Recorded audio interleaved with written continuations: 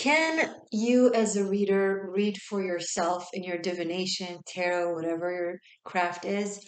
And if you're dealing with a reader, can they know everything you're thinking and everything that is going to happen? And do you still have your own autonomy? If this is a conundrum or conundrums that you're dealing with, this is definitely your video. Hello, Seeker. Welcome to the Existential Shift. If you're new, my name is 𝕰𝖑𝖊𝖏𝖓𝖙, and I want to talk to you about something that is a deep question for really every reader out there. And I know I've dealt with it. And after years and years of reading tarot and other divination tools, I have learned on my skin and through experience what it's all about when it comes to reading. Now, I'm going to dissect all of this for a little bit, and then I'm going to build it up for the bottom line, because that way it will be easier for you to understand the bottom line answer that I have. Okay, so let's start in the beginning. What makes you or a reader go into that realm of divination? So, of course, there is the soul mission and the spiritual desire and whatever your soul chose to play out in this world. But then the way our spirit makes sure that our soul mission or our soul desires get to play out in the world is by 3D mundane events. Most readers, most seers, oracles go through a life experience, especially in childhood, of feeling unsafe and in a complete unknown with inability to control the situation or situations. That could be a result of all kinds of difficult experiences. Maybe it's the household you grew up in, maybe it's the society, maybe it's whatever culture you're in that has created a sense of deep unsafe. Okay. And also the sense of feeling helpless, like there's nothing you can do about it.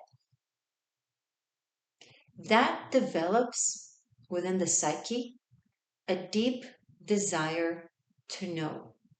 Because when we know, we can prepare. And if we can prepare, we can keep ourselves safe. So a psychologist will say, no, it's not that you have a mission to help the world and know what goes on in the world, and you're probably not even an oracle. You just had a traumatic childhood that gave you the need to know, and divination gives you that illusion of knowing. You ask a question, you get an answer, your psyche feels safer. So the thing is, true and false. True because it is a psychological push for you to even desire to learn these things. However, it's not in contradiction, it's in usage. When we have a mission in this world, or as a soul, we're just chose to experience certain life experiences, or karma has us, for the sake of playing out nature's equilibrium, we need to go through certain experience in order to balance out past experiences or past decisions, whatever the case may be, whatever the spiritual or energetic reason, we will be pushed to play those out by mundane events, often unpleasant. So what literally every reader has in common is the innate desire to know so they could help themselves and help others, right? Forewarned, forearmed. So those are not contradictions, but I am giving this to you so you'll have an understanding of where it is coming from psychologically. And as a reader, when you understand your desire to know where it comes from, when you approach your divination tool, any tool, but when you approach it and you ask a question, before you let yourself feel that anxiety of what the answer will be, first know that that's what's going on within your system.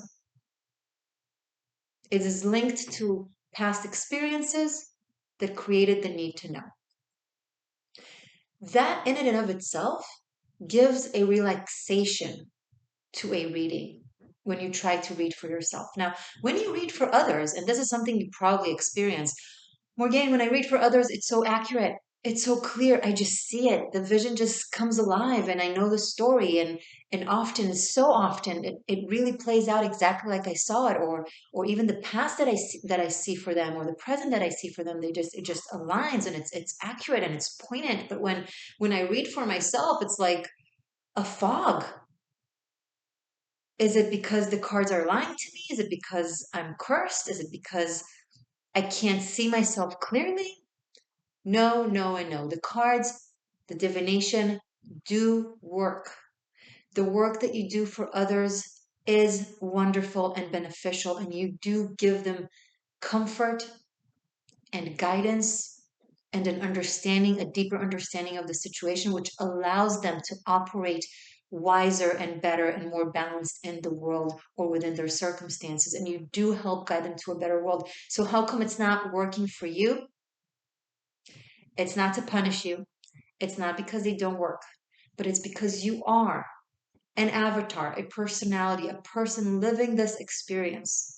And you deserve to go through this life experience like everybody else. If you know all the answers to every single event in your life, so many things you will not go through because you already know, well, this relationship isn't going to last forever. This person is not going to be the parent for my future children, or this job will all get messed up, or I shouldn't ask for the promotion because the boss will say no, and so on and so forth. When it comes to other people who don't have that gift or that skill, it's good for them to occasionally go to a reader because sometimes their spirit really needs the guidance, and that guidance can be beneficial for them. But just like any medicine or anything, when you do it to yourself all the time, your muscle weakens, and you can't do it for yourself without the instrument, without the astrological chart, without the tarot cards, without any divination that you're using. So because you have that knowledge, meaning it makes it way more available for you, you don't have to every now and then occasionally find a good reader and pay them to do it for you, right? You can do it for yourself night and day. So if you have that medicine all the time, you become reliant on it, you become dependent on it, and then you lose your own experience in the world. You actually become detached of your intuition that doesn't need an outside instrument, a tool. That's one aspect of it. So it just doesn't work for you all the time because your spirit will block it. Another aspect of it is, even let's say you're able to not become overly dependent and reliant on it, and you're strong like that and all that jazz.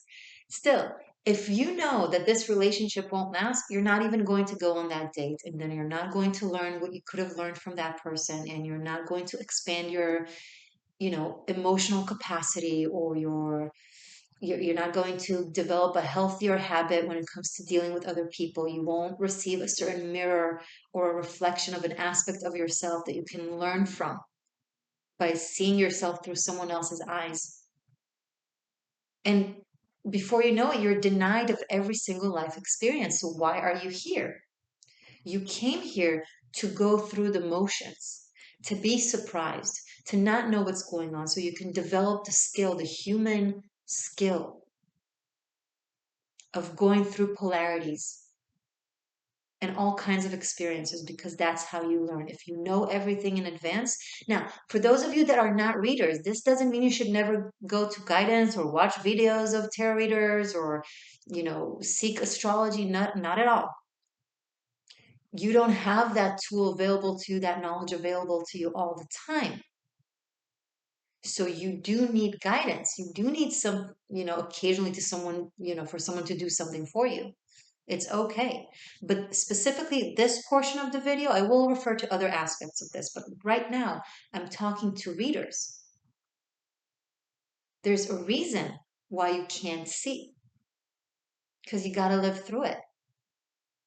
Now, I'm going to develop this further. Another aspect to this is some of the readings that you do for yourself do work. So, for example, if you're going to ask, will this work out? Will this person be my future, whatever? Will this job get me to my, my goal in life? And so on and so forth and so forth. Will this class get me where I want to go to? It might not get you anywhere you currently want to go to, but it will give you so many other tools and knowledge, and you're going to meet interesting people, and it will create a butterfly effect that will expand you on so many levels that you can't even imagine from your point of view. So the cards are likely to lie to you. If you're going to ask for a raise from your boss and energy knows they're going to say no, they might say yes, even. There might even lie, just so you'll go through that experience and develop that, that courage, that bravery, that spirit of stepping up and asking for something you deserve. And then they say no. And then you're like, you know what? Then I don't need to work here. And before you know, there you go. You're going through an exceptional transformation, and you're moving up in the world because you're going and seeking a better job, someone that appreciates you more. Asking the cards and having them lie to you and encourage you to do the thing that you're scared of doing gets you to the same place of if you had not asked them at all, and then you'd be like, okay, I have to try. So even if they seemingly lie to you or give you a false answer, it might be false technically, but not spiritually and not on a soul level. So I do recommend to not ask questions of, will this happen, yes or no, in ways of foreseeing the future. Or even, how does this person feel for me? Or what does this person want? Because the cards or any divination tool, anything, will be guided by spirit to get you through the experiences you got to go through. Now, they will sometimes definitely warn you in case there's an imminent danger. So if you're very, very worried, first of all, if you're so worried and your entire system tells you to not do something, please listen to your system. You don't even need to ask the tarot.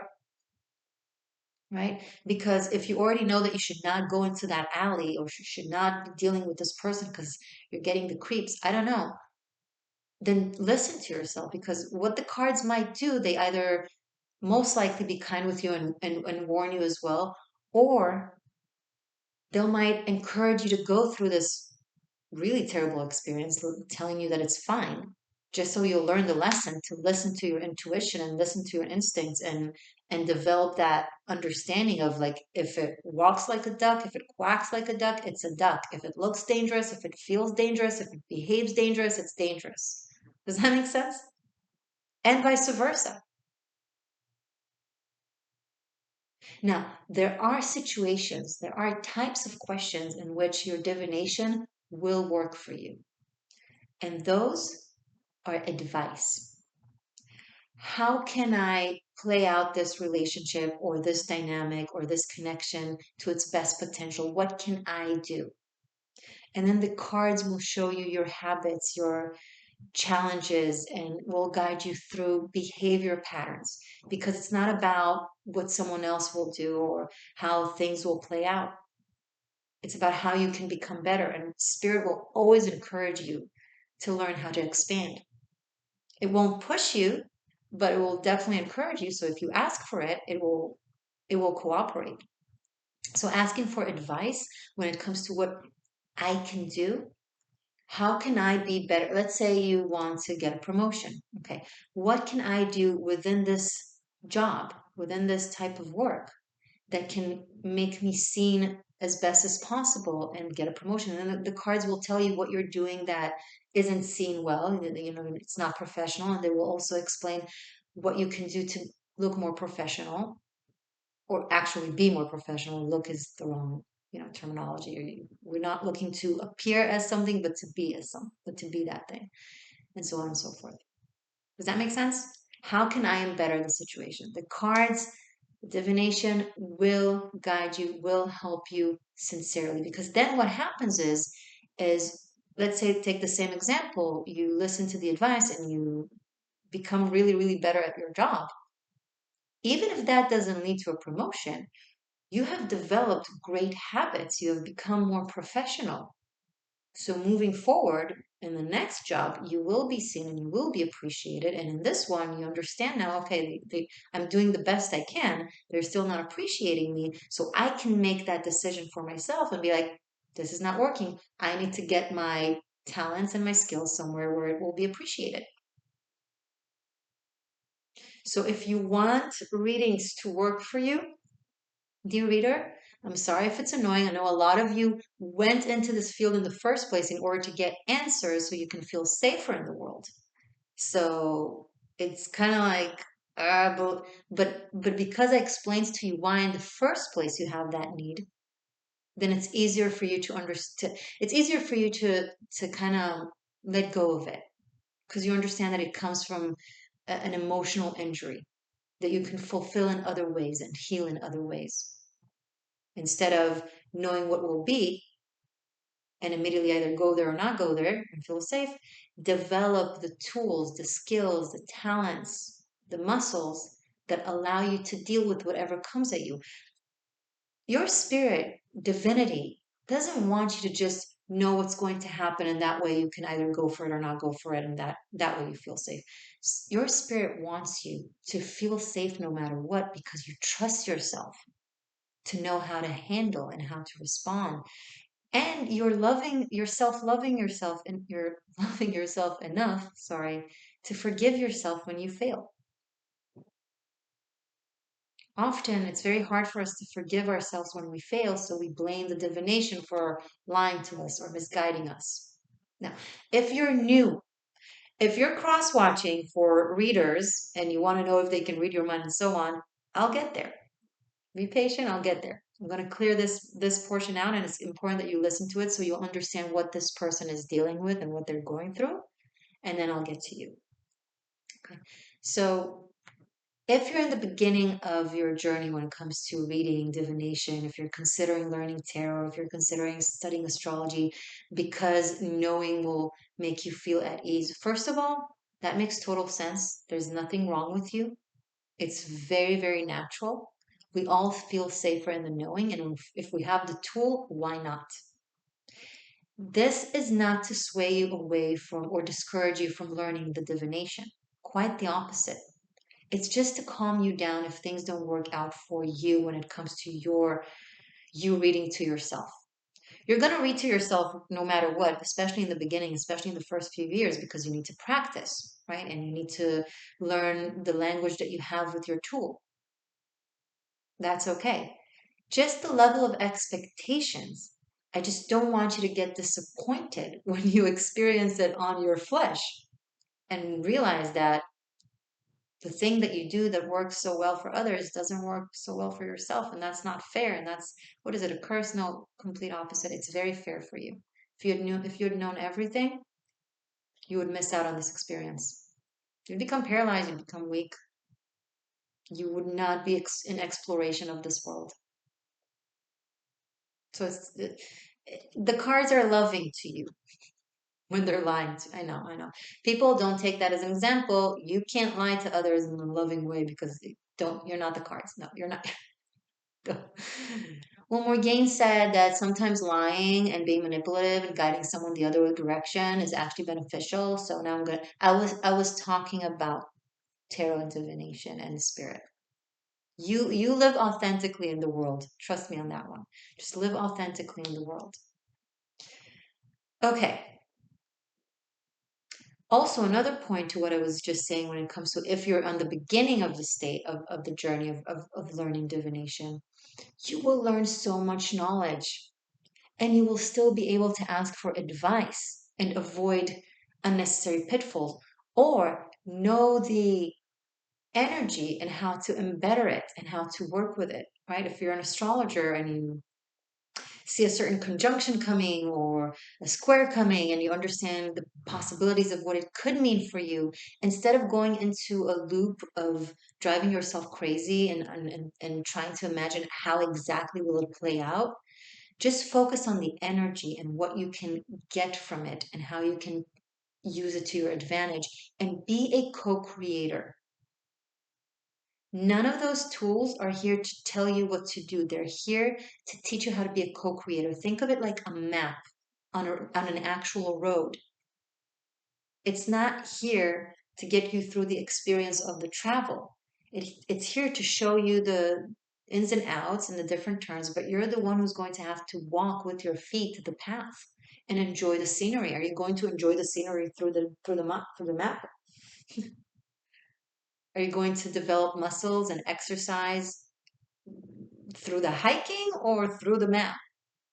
It's just a tool to make you to help you be a co-creator, but not to take away from you and your freedom to act in the world and be a magician and a wizard and a witch. Now, for those of you innocent souls that have no idea how you stumbled into this world, maybe you started seeing a seer, maybe you're having a crush on a tarot reader, maybe you're very confused, you don't know what are they going to know everything that's going to happen between us? Are they reading my mind? Do I have my sense of autonomy? Am I safe next to them, or do I have to like constantly keep pure? First of all, regardless of them, a strive to constantly keep pure is holy. It's difficult, but it's holy. When I say keep pure, I don't mean religious, zealous type of keep pure, rules and regulation, do's and don'ts, wear this, don't wear that. I'm not talking about that.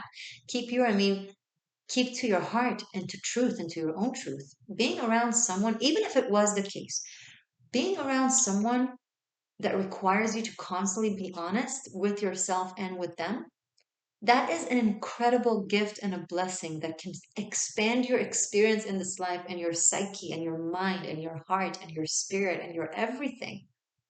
Is it easy? No. Can it be difficult and triggering and scary because we're so used to lying to ourselves? Now I can't even lie to myself because they're seeing it through me like an MRI. No, it's not for everyone. But it is brave and it is good and powerful, and it will get you through the next levels of your soul journey and your experience of your own expansion of consciousness, like in such major leaps. And it will give you more energy and help you co create and manifest a grander life than you could have ever imagined. Because when you keep pure and constantly in truth, your frequency rises because truth has a very high frequency. And when your frequency rises, you're more expanded and you have more room in your vessel for chi, life force, energy to create. It plays out a lot as luck. When things just fall into place and work out and you meet the right person in the right place and things just, luck is energy. Either that you've accumulated in this lifetime from energy work, from being truthful, or from past lifetimes and now you're reaping the reward of a good karma, whatever. But being next to someone that keeps you on your toes when it comes to being honest, it's healing, it's empowering, it's beautiful, it's a blessing, it's a gift. Can't tell you what to do. This is your life experience and you get to choose. But just so you know. Now, with all that being said, they actually can't read about you.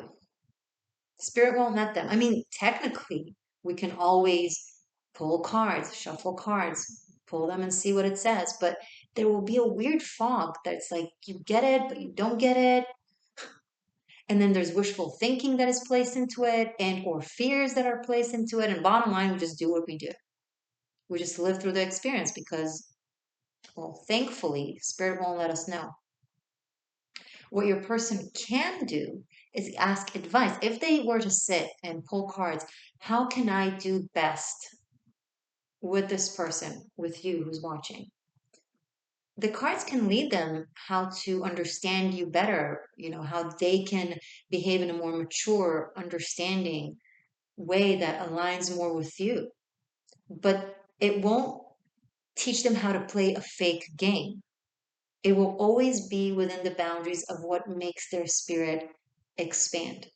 So it's not per se looking into what you're thinking, what you want. They might be asking that, but the cards will always redirect the answer back to them, whether they understand what they're reading or not. They could be thinking, oh, this is exactly what my person wants, but the cards didn't really answer that, which is why when they when you do the opposite, or not on purpose, but just because you're a living, breathing co-creator in the world and you do what you make a different choice than what they thought you'll do or what the cards told them you'll do,